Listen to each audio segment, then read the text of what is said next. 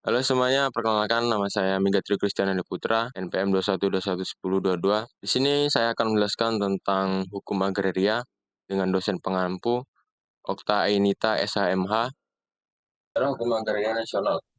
Mas, di sejarah hukum agraria nasional ini ada masa masa kolonial, masa pemerintah Soekarno, masa pemerintah Soeharto, dan era reformasi. Yang pertama, masa kolonial. Dan masa ini adalah masa VOC terjadi pada tahun 1602 sampai 1799. Di masa kolonial ini, pada masa VOC mempunyai karakteristik yaitu yang pertama kontingenten. Kontingenten itu adalah pajak hasil pertanian dari petani penguasa kolonial tanpa dibayar sedikit pun, sama kontingenten. Yang kedua itu Fairlich's Liverentian, yaitu raja wajib menyerahkan seluruh hasil pertanian dengan ketentuan pembayaran secara sepihak. Jadi si raja ini menyerahkan hasil pertanian dan secara sepihak pada masa PUC. Yang ketiga, Feodenteston. Feodenteston adalah di mana masyarakat dikerja rodi yang tidak punya tanah itu jadi apa namanya, masyarakat yang tidak punya tanah dipekerjakan dalam arti kerja rodi yang mempunyai tanah-tanah tersebut. Yang kedua, pada masa Gubernur William Daniels. Ini terjadi pada 1808 sampai 1811. Di sini, pada masa Gubernur William Daniels ini, di mana ada tanah partikelir. Tanah partikelir itu adalah sebuah tanah melalui pengangkat. Jadi kepala desa ini menurut kerja rodi dan uang pengganti kerja paksa memungut pertanian mendirikan pasar pungutan bagi. Jadi tanah partikelir itu adalah tanah di mana tanah dengan hak pertuanan. Jadi siapa yang punya tanah pada masa itu yaitu tuan mereka. Yang selanjutnya pada masa Gubernur Thomas Stamford, di sini dia memiliki kebijakan domain teori, teori domain, teori domain. Semua tanah-tanah adalah milik raja dan penduduk yang mengerjakan tanah tersebut dianggap sebagai penyewa dengan kewajiban menyerahkan uang sewa atau hasil pertanian atau tenaga tanpa dibayar. Jadi teori domain ini adalah eh, jadi pada dari domain ini kewajiban menyerahkan uang sewa atau hasil pertanian atau tenaga itu tanpa harus dibayar. Rakyat yang, yang dimiliki oleh raja duduk yang mempertimbangkan. Dan lender itu adalah pajak tanah. Jadi oleh ada teori domain, terus habis itu ada lender itu pajak tanahnya untuk menetapkan peraturan land. Yang D, masa pemerintahan James Van Den Bosch. Pada masa ini, jadi pada tahun 1870, itu dia memiliki kebijakan kultur stelsel. Kultur stelsel itu yang berarti atau yang dalam kata lain tanam paksa, yaitu mengharuskan pemilik tanah untuk menanami seperlima dari tanahnya dengan tanaman yang ditetapkan pemerintahan Hindia Belanda berupa kopi, nila, teh, tebu, dan tembakau dan lain-lain. Jadi seorang punya tanah seperlimanya itu harus wajib ditanami tanaman-tanaman tersebut. Gitu. Yang masa berlakunya Agaris West STB tahun 1970 nomor 55. pada masa berlakunya agraris itu memberikan legitimasi kepada negara sebagai penguasa tanah-tanah terlantar atau belum digarap. Jadi tanah-tanah yang digarap itu diberikan dan memberi dasar kewenangan negara untuk melepaskan hak penguasa atas tanah-tanah tersebut, berikan kesempatan pribumi untuk menguasai tanah menjadi tanah tidak. Jadi tanah-tanah yang terawat itu bisa untuk dirawat. Untuk rakyat tadi tidak belum mempunyai tanah. Oke, lanjut ke Orde Lama. Orde Lama, usaha pemerintah Indonesia menyesuaikan hukum agraria kolonial dengan kebutuhan setelah proklamasi. Satu, menggunakan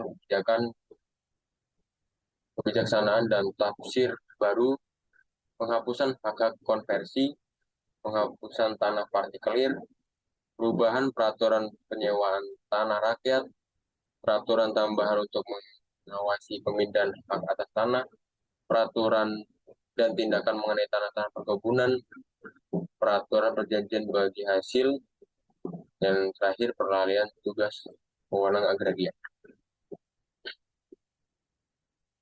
Itu setelah dari kolonial ke Orde Lama, inilah perubahan.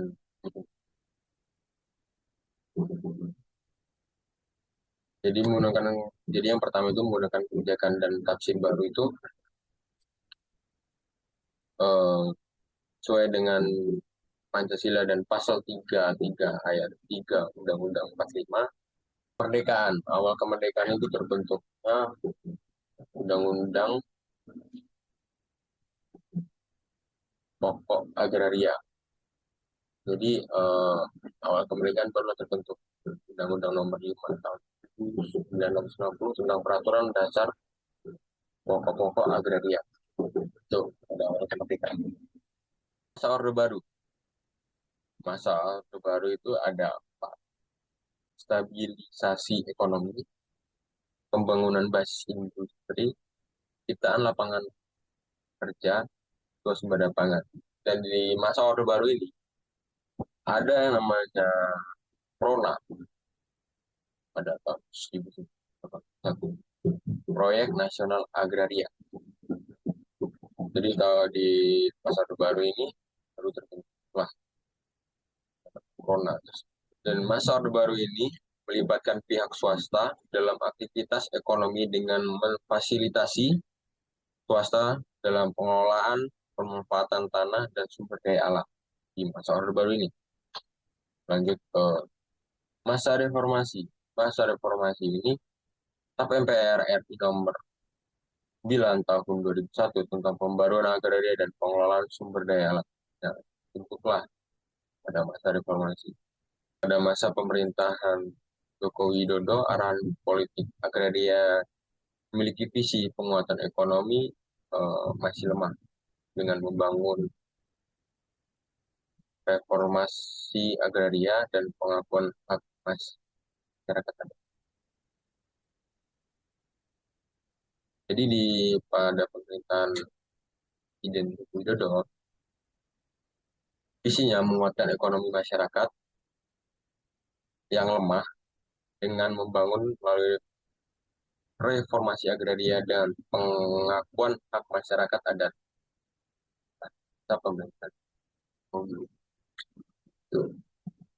Lanjut, pengertian dan ruang lingkup agraria.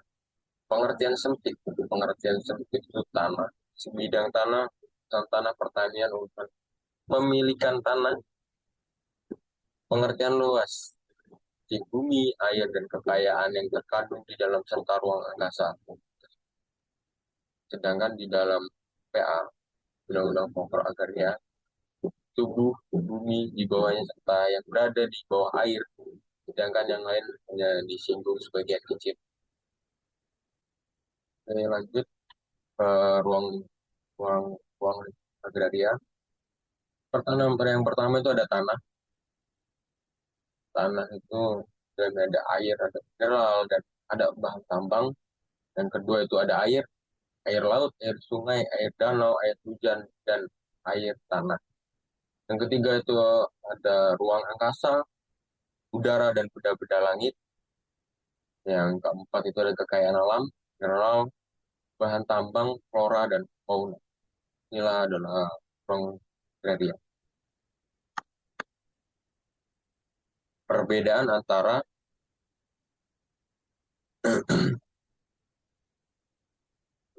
antara agraria dan hukum agraria.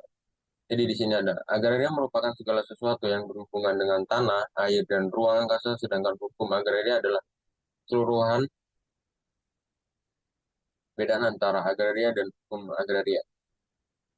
Agraria merupakan segala sesuatu yang berhubungan dengan tanah, air, dan ruang angkasa, sedangkan hukum agraria adalah keseluruhan kaidah-kaidah hukum yang mengatur hubungan antara manusia dengan tanah, air, dan ruang angkasa.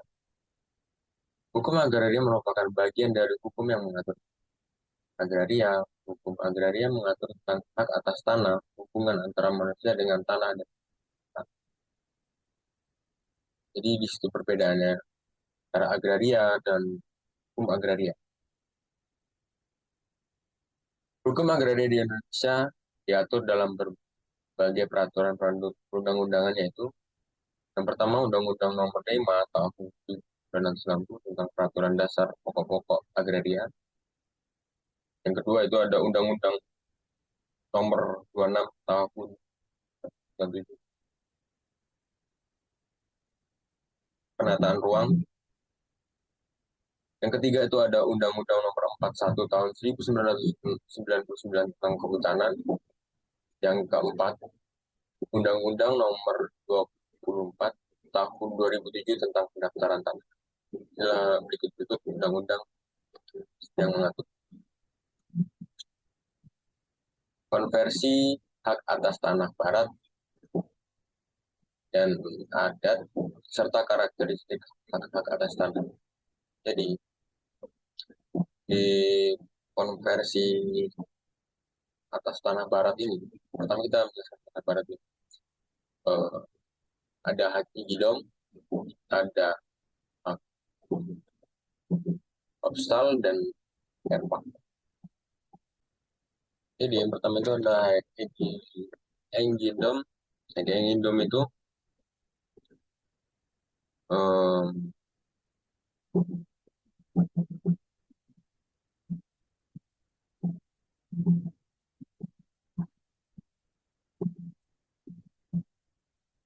yang pertama itu ada hak ijidom. Hak ijidom itu adalah hak milik yang bersifat mutlak. Hak ijidom itu menurut beliau ya. Yang kedua itu ada hak erpak. Erpak itu hak guna usaha. Biasanya biasanya dihitung luasnya berapa. Jadi guna usahanya berapa apa yang mau itu 100 ribu atau 1 itu. Yang ketiga itu hektar. Ini lanjut ya kawan-kawan semuanya. Yang pertama itu ada hak agendum. Ya, hak agendum itu menjadi hak milik jika pemiliknya pada tanggal 24 September 1960 berkewarganegaraan Indonesia tunggal. Itu syarat yang harus dipenuhi. Kemudian terkonversi menjadi HGB dengan jangka waktu 20 tahun. Kalau hak ini. Kalau hak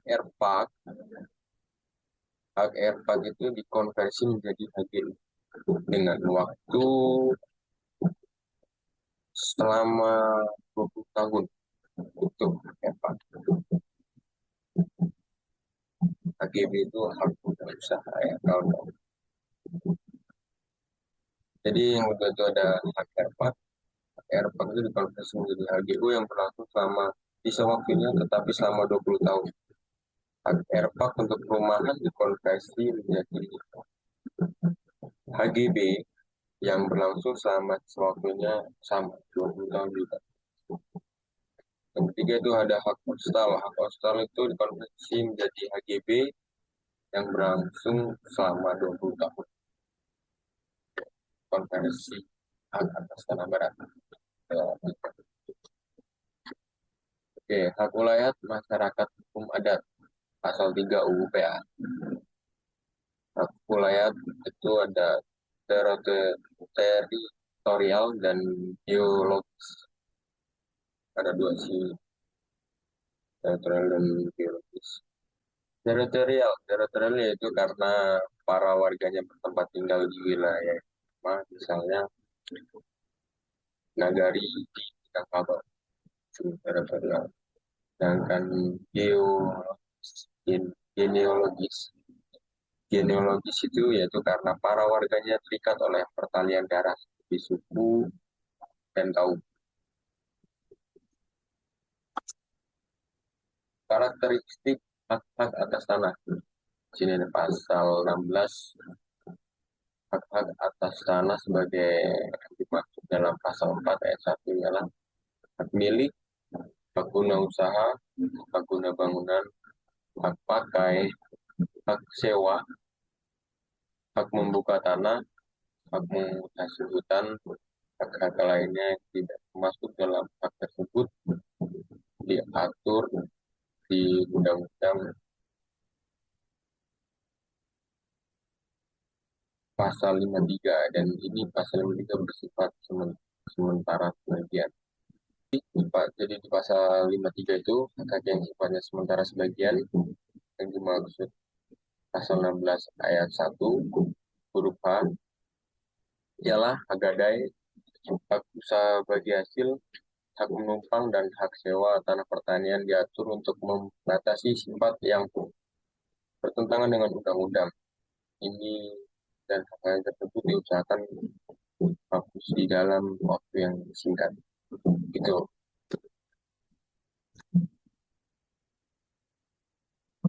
Baik teman-teman, sekian penjelasan sedikit dari saya. Semoga bermanfaat. Terima kasih. Sampai jumpa.